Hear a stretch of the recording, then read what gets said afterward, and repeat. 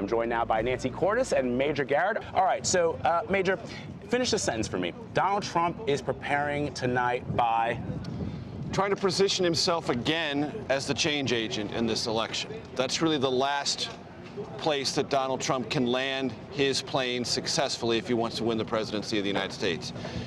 Take this last opportunity before the largest audience he'll have, before this election closes, and say, you have a lot of misgivings about me. I'm an imperfect candidate, to be sure. My party has misgivings about me.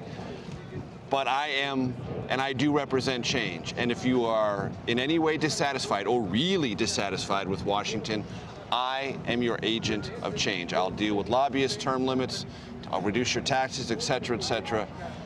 And that way, and really I think only that way, talking to his senior advisors, can he remove himself from the place he's been for the last 2 weeks, which has been on the defense, paranoid, warning about rigged elections, and doing all sorts of things that don't create any sense of optimism or hope for what a Trump presidency might be, but just sort of this dark vision of villains all around him. He's got to get out of that space. And he's got to get to a space that reminds people what they were at least nominally attracted to him for in the first place, and say, I can, if not fix Washington, certainly change it and shake it up. Nancy, same question to you. What is Hillary doing? I mean, a lot of people are saying this might be a rope-a-dope moment. Do you think that's what they're planning on doing? You know, she just wants to play it safe. She's in a great position right now. She has a lead in enough battleground states that even if she didn't start expanding her map to some of these red states as she is right now, she could still comfortably get to the 270 that she needs. So no big mistakes, no risky moves. She wants to continue to make this case that she's made in the first two debates, and her campaign feels more or less successfully that she's the one who's calm and steady, that she's not going to be provoked by Donald Trump, that the more amped up he gets, the calmer she gets. She doesn't interrupt him.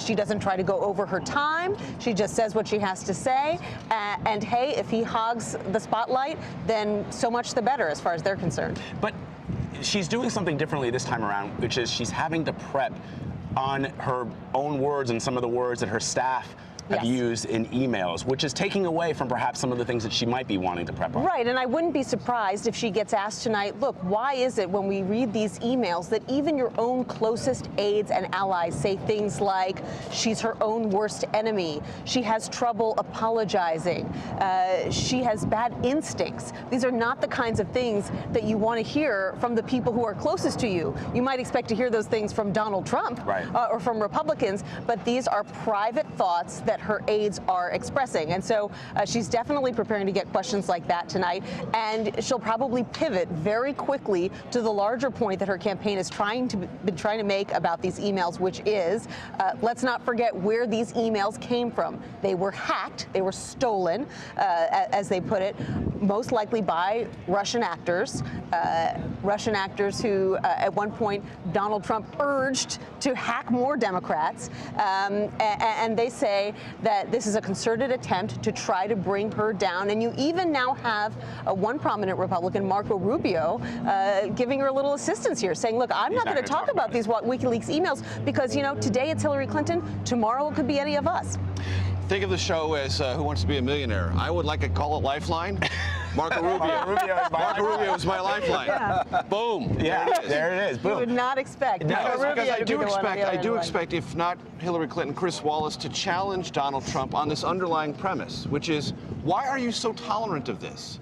If, in fact, this is a foreign actor or actors representing a nation that has hostile interests or is at least nominally hostile to America's overall foreign policy aims, why are you so satisfied that this is happening? It can happen to you. It can happen to any player in American politics.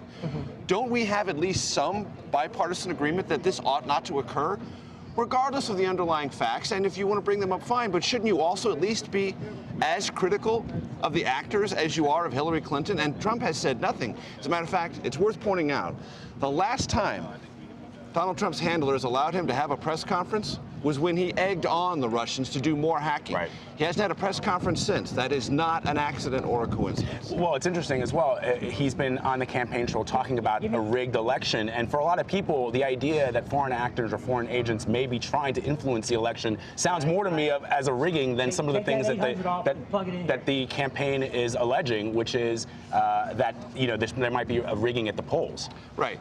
And that is a conversation that obviously Hillary Clinton wants to drive because she is looking to divert attention from the underlying facts and specifics of these emails. But that doesn't make it illegitimate. Just because it's a diversion doesn't mean it's not functionally important to the course of this election or historically important in any American presidential election. And in the last debate, Donald Trump had some very confusing things to say about this hacking. First, he said maybe there wasn't any hacking going on, which is sort of bizarre because, we've read these emails by the thousands now from the DNC. I don't think there's any dispute over the fact that these emails were hacked. And then he said, well, I don't know that it was the Russians. In another debate, he said maybe it was some 400-pound loser lying in their bed somewhere. Why, when you've got the entire intelligence apparatus of the United States, which you